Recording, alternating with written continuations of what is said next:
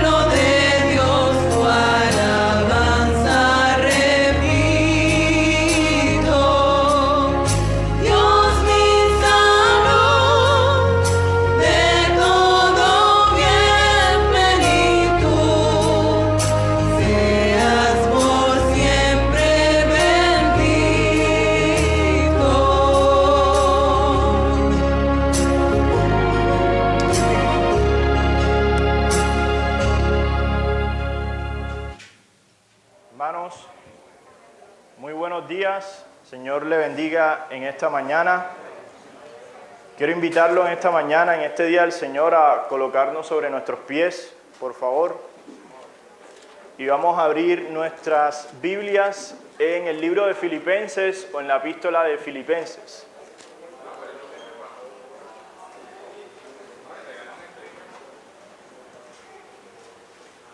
Libro de Filipenses. Vamos a leer en el capítulo número 1, versículos 3 al versículo número 6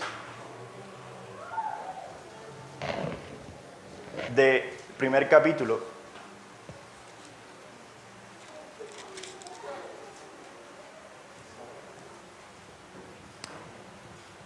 La palabra de Dios dice acerca de la palabra de Dios, dice: toda carne es como hierba y toda la gloria del hombre como la flor de la hierba. La hierba se seca y la flor se cae, mas la palabra del Señor permanece para siempre. Primer capítulo del libro de Filipenses, versículos 3 al 6, leo en el nombre del Padre, del Hijo y del Espíritu Santo. Dice: doy gracias a mi Dios siempre que me acuerdo de vosotros, siempre en todas mis oraciones, rogando con gozo por todos vosotros, por vuestra comunión en el Evangelio desde el primer día hasta ahora, estando persuadido de esto, que el que comenzó en vosotros la buena obra, la perfeccionará hasta el día de Jesucristo. Podemos sentar, hermanos.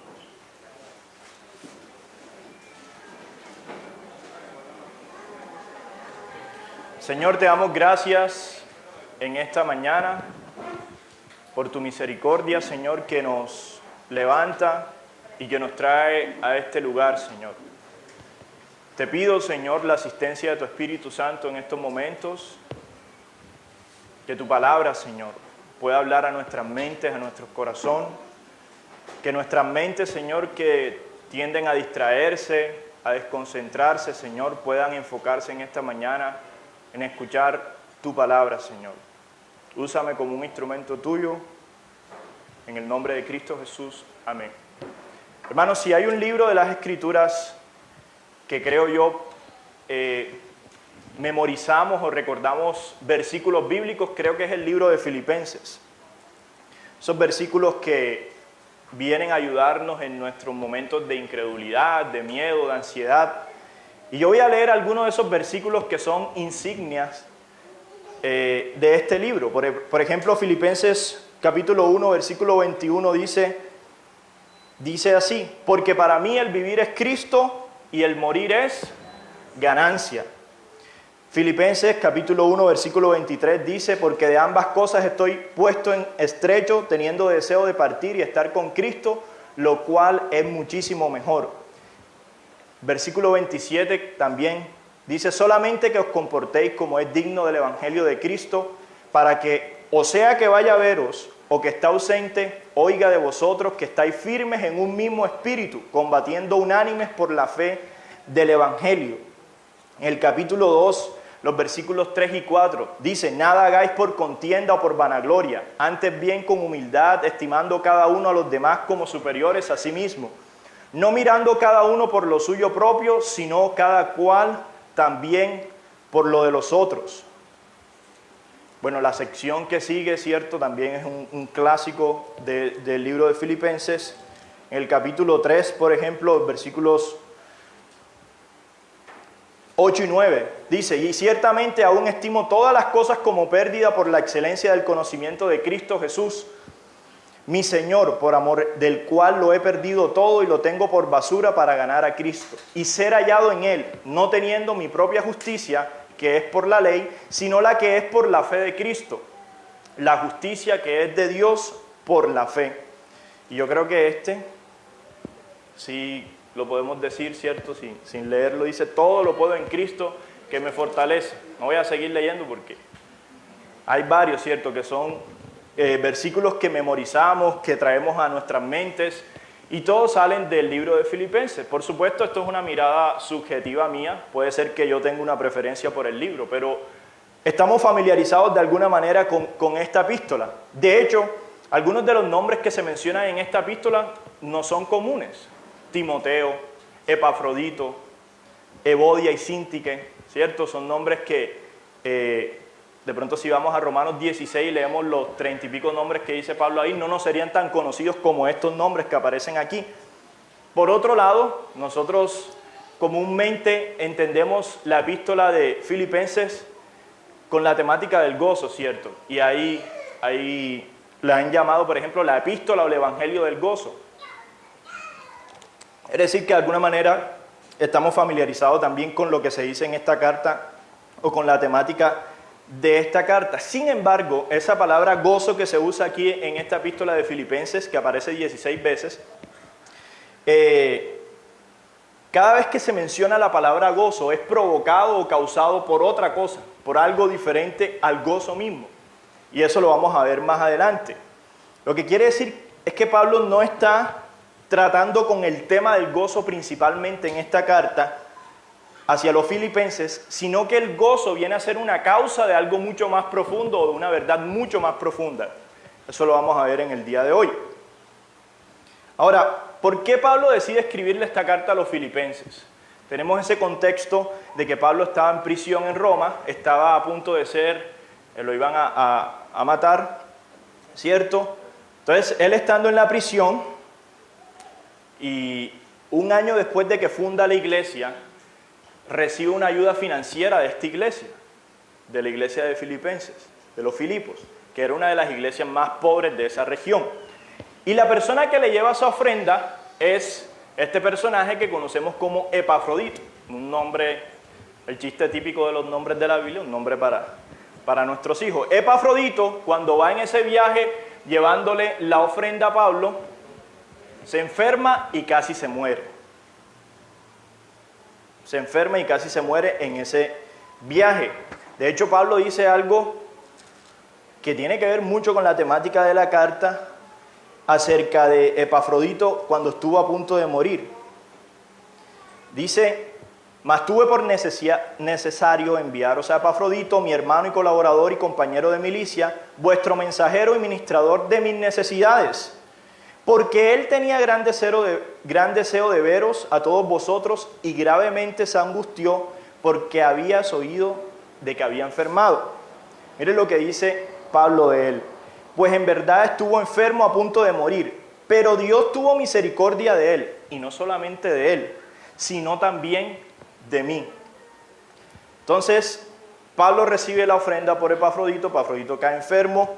Entonces, cuando lo va a mandar de regreso, porque estos hermanos en Filipo querían ver a Epafrodito porque sabían que él había caído enfermo, Pablo les envía la carta de los filipenses. Ahora, esa carta esta sección que vamos a estudiar hoy, pero la carta en general tenía varios propósitos.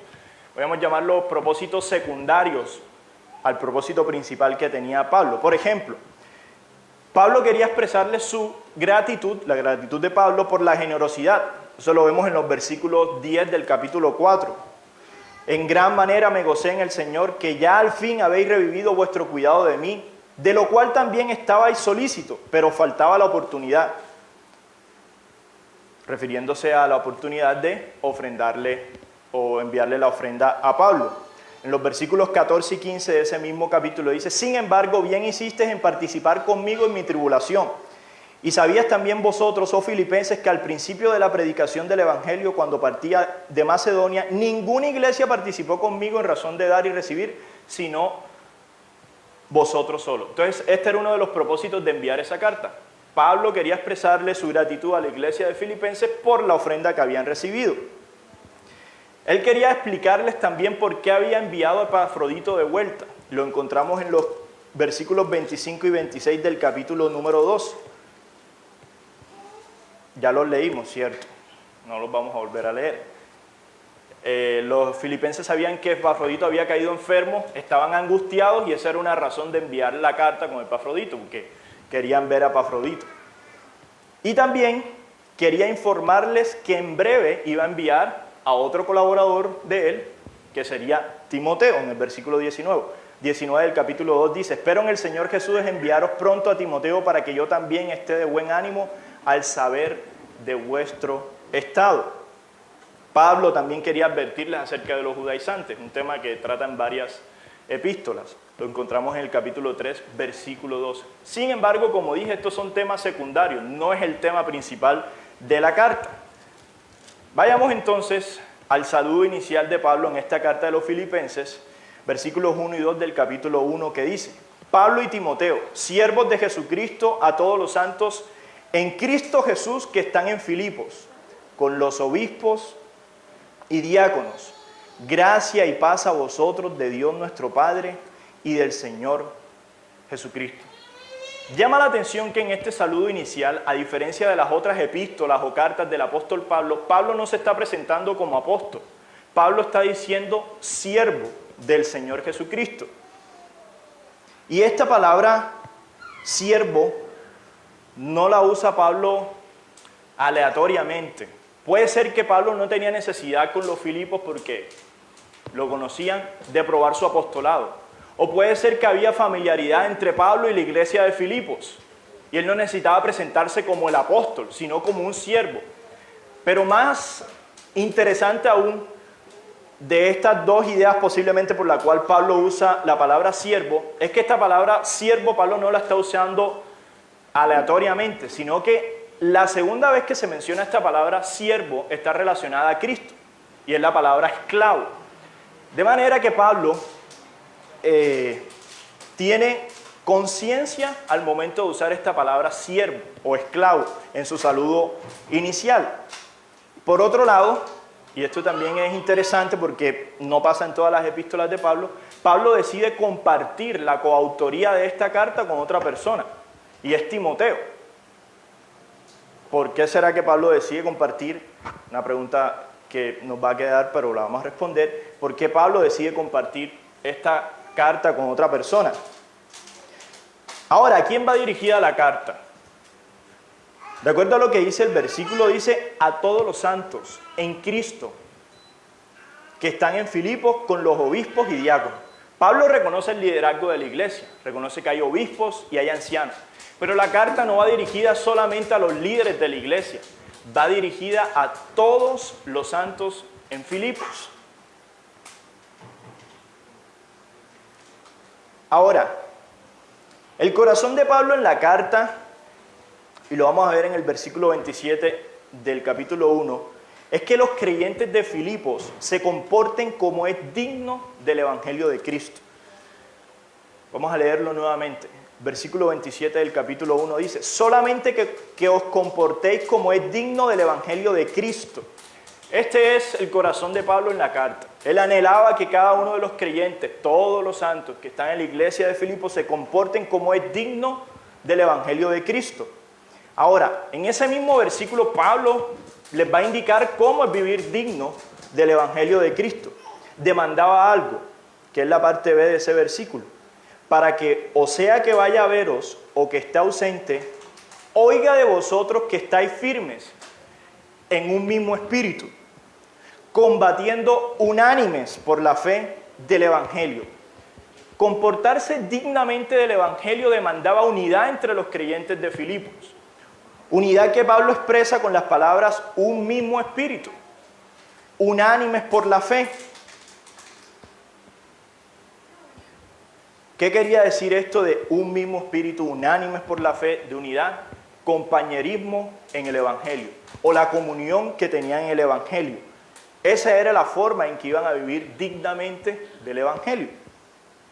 Y usted recordará esas palabras de Cristo, dice, ámense ustedes para que el mundo cuando los vean, crean que ustedes son mis discípulos. Pero no solamente demandaba lo que nos dice aquí Pablo, sino que Pablo más adelante también les dice, no solamente demandaba, quiero decir, unánimes en la fe, combatiendo con un mismo espíritu, sino que más adelante Pablo les va a decir en qué consiste esta unidad. Por ejemplo, en el versículo 4 del capítulo número 2 dice, no mirando cada uno por lo suyo propio, sino cada cual también por lo de los otros. Es decir, en esta unidad ellos tenían que reflejar un interés no hacia ellos mismos, sino hacia los demás. Mirar por lo de los demás. Mirar no por estar bien cada uno, sino preocuparse por los demás hermanos. También, en ese mismo capítulo 2, Pablo les dice en qué consiste esa unidad. Debían tener la mente de Cristo. Haya pues en vosotros este sentir que hubo también en Cristo Jesús. Y luego Pablo dice esta cristología en este himno, ¿no? Y también consistía en que se tenían que ocupar de la salvación. Por lo tanto, amados míos, como siempre habéis obedecido, no como en mi presencia solamente, sino mucho más ahora en mi ausencia, ocupaos en vuestra salvación. En esto consistía la unidad en el Evangelio que Pablo estaba demandando de los creyentes. Unánimes en la fe, un mismo espíritu, una misma mente, no mirando cada uno por lo suyo, sino por lo de los demás, y ocupados en la salvación, en vuestra salvación. Por supuesto, ahí es un llamado a la santificación, no valga la claridad, no que había necesidad de que ellos sostuvieran su salvación para ser salvos, sino era un llamado a la santificación. ¿Qué quiere decir esto? Que Cristo es el centro de esta carta. No hay otro nombre, no hay otro sustantivo que se repita tanto en esta carta como el nombre de Cristo. De hecho, esta sección de Filipenses 2, capítulo 2, versículos 6 al 11, que es el himno cristológico, es lo que sostiene toda la carta. El cual, siendo en forma de Dios, no estimó el ser igual a Dios como cosa que aferrarse, sino que se despojó a sí mismo, tomando forma de siervo, hecho semejante a los hombres. Esto es lo que soporta toda la carta de Filipenses. Filipenses entonces es acerca de Cristo, pero no solamente es de Cristo porque es el nombre que se repite, sino que es una carta para los que están en Cristo. Es una carta para aquellos que comparten la comunión en el Evangelio, ya que están en Cristo. Y es una carta, por supuesto, para nosotros que estamos en Cristo y que compartimos la comunión en el Evangelio. Es en este contexto donde nosotros entendemos entonces el gozo al que Pablo hace referencia, ya que el gozo, como dije, viene a ser una consecuencia de estas grandes verdades y propósitos. Por ejemplo, en el versículo 18, en la parte final de el primer capítulo dice, Cristo es anunciado y en esto me gozo y me gozaré aún. Pablo no está diciendo, yo tengo gozo y Cristo es anunciado, o yo tengo gozo y voy a anunciar a Cristo. Ya que Cristo es anunciado, entonces ¿yo qué? Yo me gozo. En el versículo 2 del capítulo 2, completad mi gozo sintiendo lo mismo, teniendo el mismo amor, unánime, sintiendo una misma cosa. Entonces aquí otra vez vemos la referencia a gozo, a regocijo, viene a ser una consecuencia de que los creyentes en Filipos tienen un mismo sentir, tienen un mismo amor, están unidos como iglesia. Y así lo vemos a lo largo de la carta. De hecho, esa palabra gozo que aparece 16 veces viene a ser como un crescendo. O sea, la primera referencia la encontramos en el capítulo 1, en la sección que vamos a leer hoy, y la última la encontramos al final cuando Pablo dice, regocijaos en el Señor, otra vez os digo, regocijaos en el Señor. O sea, termina con un mandamiento. Ahora sí, hermanos, eso fue una introducción al libro de Filipenses, la introducción a nuestro texto de hoy. Esto era importante aclararlo. Vamos a leer nuevamente Filipenses capítulo 1, versículo 3 al 6. Dice, doy gracias a mi Dios siempre que me acuerdo de vosotros, siempre en todas mis oraciones rogando con gozo por todos vosotros, por vuestra comunión en el Evangelio desde el primer día hasta ahora, estando persuadido de esto, que el que comenzó en vosotros la buena obra la perfeccionará hasta el día de Jesucristo. Aquellos que están familiarizados con los libros de C.S. Lewis o su amigo J.R. Tolkien, sabrán que este último escribió también una trilogía que se llama El Señor de los Anillos. Uno de los libros se llama La Comunidad del Anillo. Esa comunidad del anillo estaba compuesta por individuos que eran totalmente diferentes en sus orígenes. Y de hecho, los personajes que hacen parte de esa comunidad no nos son familiares a nosotros, o sea, no se parecen a ninguna etnia que nosotros tengamos cerca. Por ejemplo, estaba compuesta esa comunidad del anillo por 4 hobbits, y los hobbits, que no eran enanos, pero sí eran seres pequeños, tenían el cabello largo, siempre andaban con el pie descalzo. El personaje principal, que es Frodo Bolsón, y este tenía 3 amigos, Merry, Sam y el otro que se llama Pippin. Había 2 hombres guerreros que siempre estaban de primer rango listos para la batalla, Boromir de Gondor y Aragorn, que era el hijo del rey del reino de Gondor. Había un mago, que es otro personaje principal, que es Gandalf, no es de Harry Potter, este es Gandalf, y este hombre era el que enfrentaba al mal, era un hombre sabio que tenía además superpoderes. Había un elfo, Legolas, el de las orejas muy particulares, puntiagudas, y los elfos por lo general en esta historia eran arqueros. Y había un enano que era robusto y que era un diestro con las hachas, y su nombre era Gimli, que provenía de las bajas montañas. Entonces, si ve, había seres humanos, elfos, enanos, hobbits, guerreros, había toda clase de personas. Estos personajes se unen, estos 9 personajes se unen para enfrentar las fuerzas del mal. Esa es la película y el libro también. Y ahí un spoiler. Por supuesto, terminan venciendo. Resulta curioso eso, que estos personajes tenían pocas afinidades, tenían pocas cosas en común. De hecho, los elfos con los enanos no se la llevaban bien, porque eran como los franceses y como los ingleses, ambos se sentían superiores. Entonces, al final, por ejemplo, los elfos y los enanos terminan siendo muy buenos amigos. Uno de los personajes, Boromir, da la vida por uno de los hobbits, por ejemplo. Boromir era un humano, da la vida por un hobbit. La comunión entre amigos, la comunión entre personas, o cuando experimentamos ese compañerismo, viene a darse porque nosotros estamos comprometidos con una causa o objetivo común. no porque tenemos similitudes los unos con los otros, sino porque hay una causa en común, una causa que incluso es superior a nosotros mismos, como lo vemos en esta historia. Ahora, esa comunión terrenal que vemos en la película o en el libro, digamos, no es tan común que pase. Eso pasa solamente en condiciones ideales. Pero en nuestro texto, aquí en Filipenses, nosotros no estamos hablando de una comunión terrenal. Es una comunión mucho más profunda que excede esta comunión terrenal. ¿Por qué? Porque es la comunión del Evangelio, versículo 5, por vuestra comunión en el Evangelio. El tema de los versos que acabamos de leer, del versículo 3 y 6, vemos una acción de gracias, y ese es el título de este sermón, una gozosa acción de gracias, que se fundamenta en tres aspectos. El recuerdo de Pablo por los filipenses, versículo 3 y 4.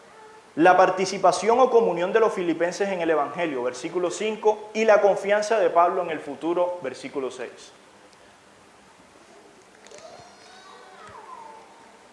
Versículo 3 y 4. Un recuerdo agradecido. Doy gracias a mi Dios siempre que me acuerdo de vosotros. Siempre en todas mis oraciones rogando con gozo por todos vosotros. Por supuesto, aquí Pablo está agradecido cuando ora, una acción de gracias. Pero el hombre que está agradecido aquí está en una prisión en Roma. Está a punto de ser ejecutado. Y mientras él estaba en su prisión y oraba, su mente, ahí en medio de la oración, podía viajar y recordar cada uno de los rostros de los hermanos de la iglesia de Filipos. A la hermana Lidia, al hermano Pafrodito, a la hermana Evodia y Síntique. Y cada vez que venían estos rostros a su cabeza, Pablo podría escribir: Señor, doy gracias siempre que me acuerdo de ellos, siempre en todas mis oraciones rogando con gozo por todos vosotros. No es común que Pablo pida a Dios en el inicio de sus cartas por cosas. Él siempre está pidiendo por personas. Pablo siempre tiene esa actitud de agradecer a Dios por las personas. En Romanos 16, en el saludo final, en la conclusión del saludo, ya lo dije, Pablo menciona ahí 30 nombres a los que quiere que le envíen saludos. Perdón, más o menos 33 nombres. Quiere decir que Pablo, a pesar de cualquier problema, dificultad que estos hermanos le pudieron causar a él, siempre lo recuerda con gozo y acción de gracias delante del Señor. Pablo no solamente es el gran teólogo del Nuevo Testamento, Pablo sobre todo es una persona para las personas. Estas personas eran un motivo de acción de gracias cada vez que él se acordaba de ellos. Ahora, esa acción de gracias que Pablo da al Señor por estas personas tiene una particularidad. Dice, siempre en todas mis oraciones rogando con gozo por todos vosotros.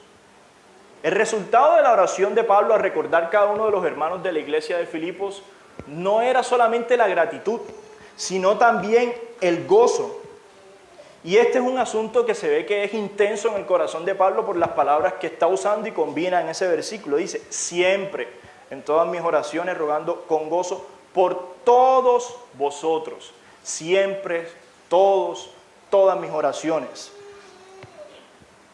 Cuando Pablo pensaba en ellos, él podía orar automáticamente por ellos y eso incluía todos ellos. Pablo no se estaba acordando solamente de los prominentes hermanos de la iglesia de Filipos o solo de una parte del liderazgo. Pablo podía orar por cada uno, por todos los hermanos, por todos los santos que estaban en la iglesia de Filipo. Pablo no solamente el gran teólogo del Nuevo Testamento, Pablo era un pastor, una persona para las personas. Ahora, como dije, esta es la primera vez que se menciona la palabra gozo, de las 16 veces que aparece, y está en referencia a personas. Quiere decir que para Pablo el gozo no era solamente la emoción o la felicidad que podía sentir, sino que era una actitud. Y ese gozo no se basaba en las circunstancias que él podría estar viviendo.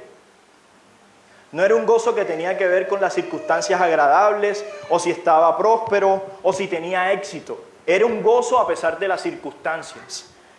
Pablo de alguna manera les está modelando el gozo que luego les va a poner como un mandamiento. Cuando les dice, regocijado en el Señor, otra vez os digo, regocijado en el Señor. Pablo desde sus circunstancias, Pablo desde la prisión, les está modelando el gozo por las circunstancias en las que él está, que les va a pedir a los hermanos de la iglesia de Filipos. ¿Por qué Pablo podía gozarse a pesar de eso? Porque la fuente del gozo de él, como no estaba en las circunstancias, estaba fuera de él. No era un gozo en sí mismo, era un gozo fuera de sí mismo. Era un gozo en el Señor. Filipenses 2:29 dice, recibid pues en el Señor con todo gozo, en el Señor con todo gozo, y tener en estima a los que son como Él. Filipenses 3, capítulo 1 dice, por lo demás, hermanos, gozaos en el Señor. Y Filipenses 4, versículo 4 dice, regocijaos en el Señor siempre, otra vez digo, regocijaos. Era un gozo del Señor, era un gozo en el Señor.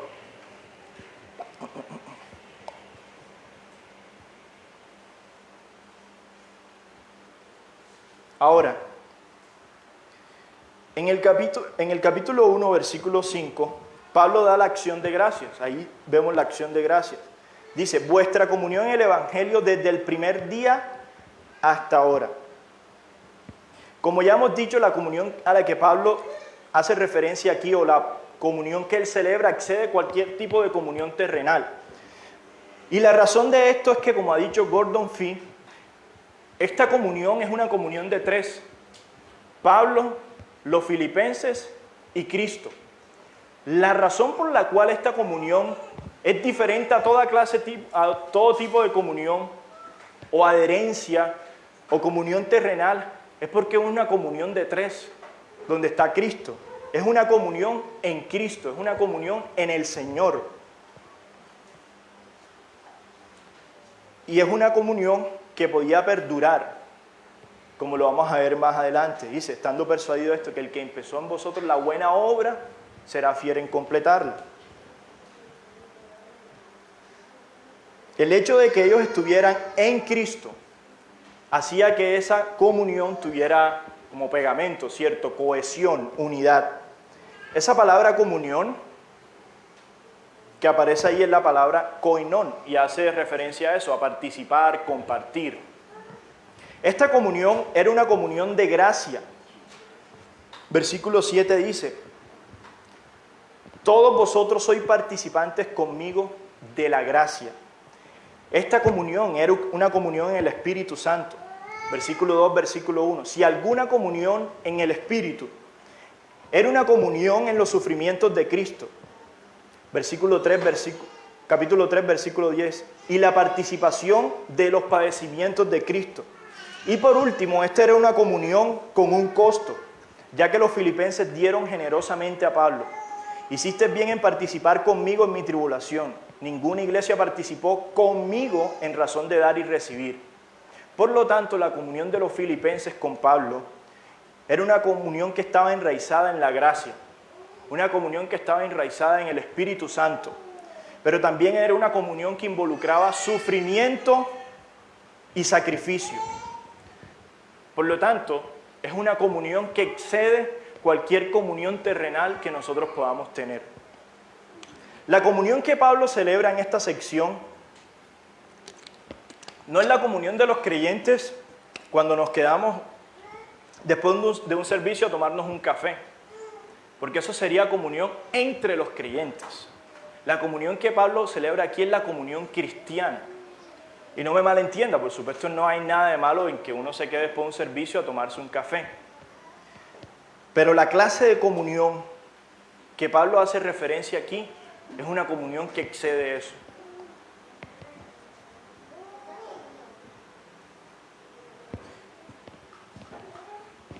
Hughes dice, comentando esta sección de la clase de comunión que hay aquí, dice, si tú estás buscando verdadera comunión, entrégate al Evangelio en casa y en el mundo. Únete al trabajo de misericordia para aliviar el sufrimiento en los lugares difíciles. Únete con otros a orar por el mundo. No sé, yo nunca he tenido la oportunidad de ir de misiones a alguna parte o hacer un viaje misionero corto. Pero si usted va a otra nación, a otro país y encuentra creyentes, por alguna razón usted puede, más allá de cualquier diferencia doctrinal secundaria que pueda haber, usted siente que puede empatizar o fraternizar con esos hermanos. Y la razón es que hay una comunión, ¿cierto?, entre los creyentes de todo el mundo, indistintamente de nuestra raza, de nuestra nacionalidad.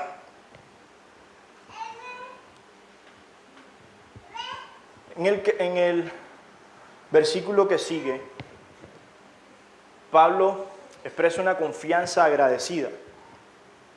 Los recuerdos por los hermanos de Filipo y su comunión en el Evangelio siempre están llenos de una confianza que es gozosa. Versículo 6 dice, estando persuadido de esto,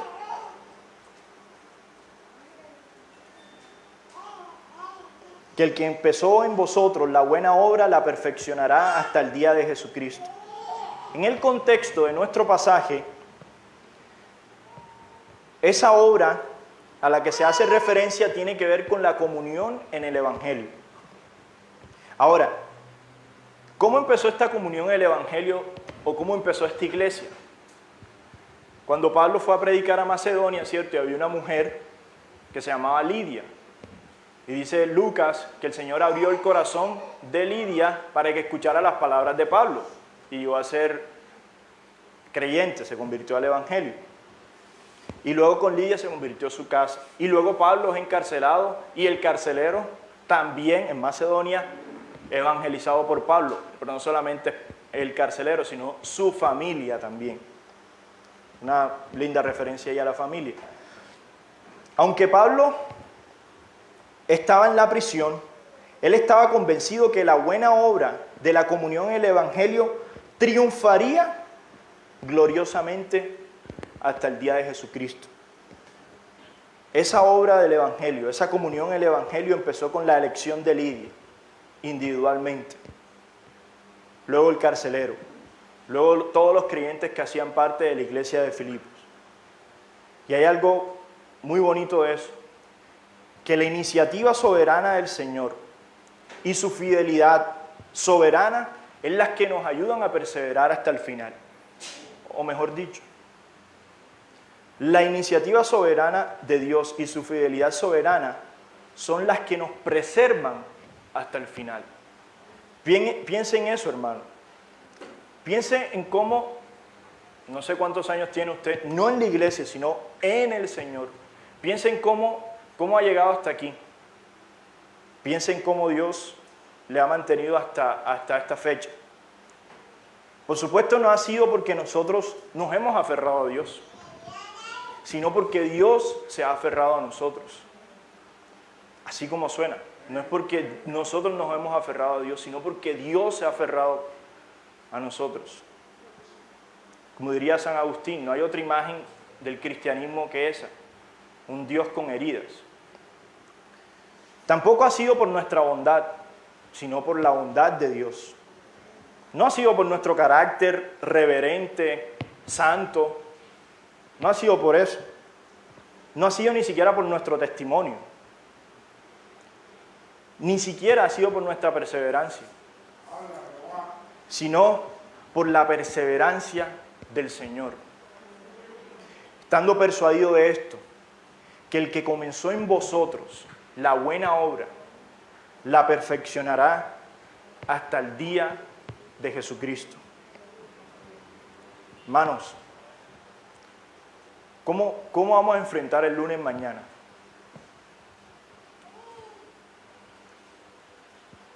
Con nuestro semipelagiano que cree que tiene que portarse bien para que le provengan de Dios las cosas buenas, o confiados en el Dios soberano, que tiene la iniciativa de elegirnos, como eligió a Lidia antes de la fundación del mundo, y nos va a sostener hasta el final, hasta el día de Jesucristo. Es decir, vamos a descansar en lo que nosotros vamos a hacer mañana para portarnos bien, o vamos a descansar en lo que ya Cristo hizo, que nos une con otros hermanos en la comunión del Evangelio.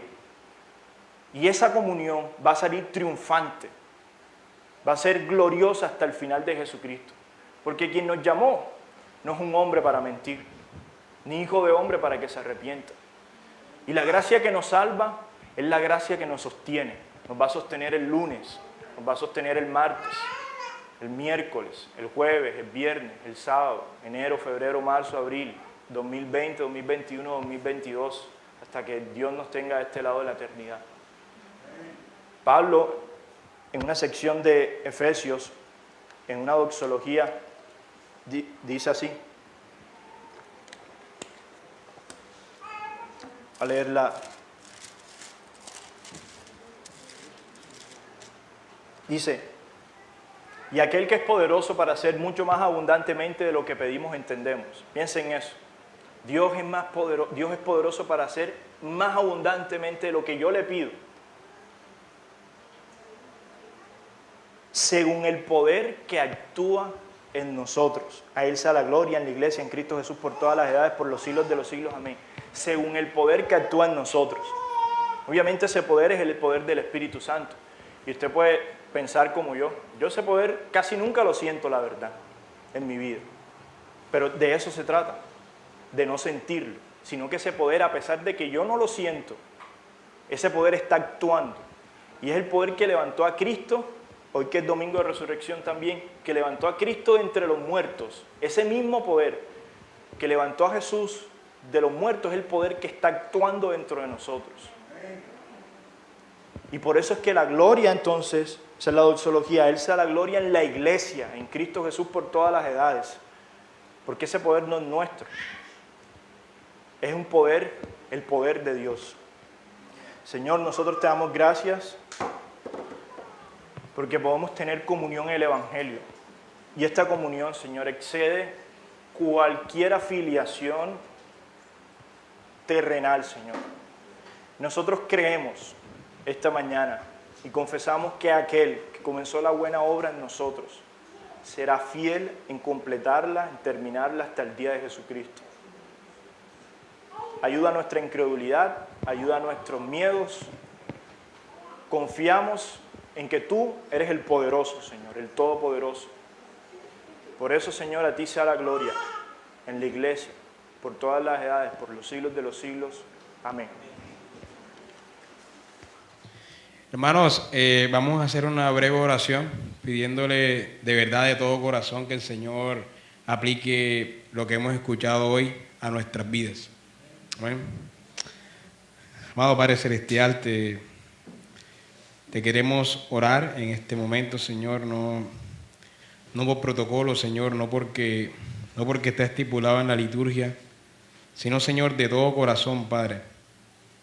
De todo corazón, Señor, te pedimos que tú apliques lo que hemos escuchado hoy, Señor, lo que hemos aprendido hoy, lo que tú nos has hablado hoy, lo que tu palabra ha expresado hoy a nuestras vidas, Señor.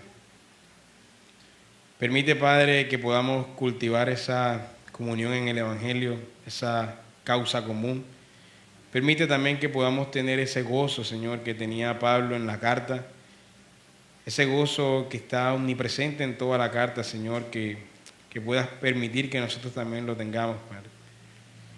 Y, Señor, que nos deje esa seguridad que tenía Pablo y la que él estaba tratando de expresar a los filipenses, de que comenzó en nosotros la buena obra, la perfeccionará hasta el final, Señor.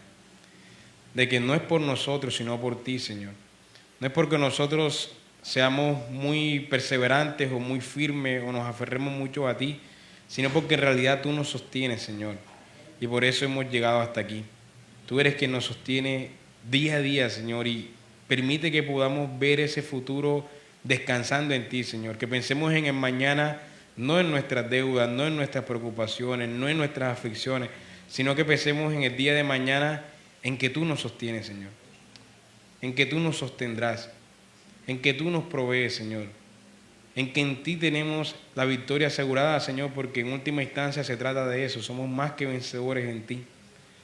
Así que, Padre, permítenos abrazar estas verdades realmente, Señor, y que vayamos a nuestra casa, a nuestras casas el día de hoy, toda esta semana meditando en lo que hemos aprendido hoy, Señor, y poniéndolo en práctica, y que tú realmente lo apliques a nuestros corazones, Señor.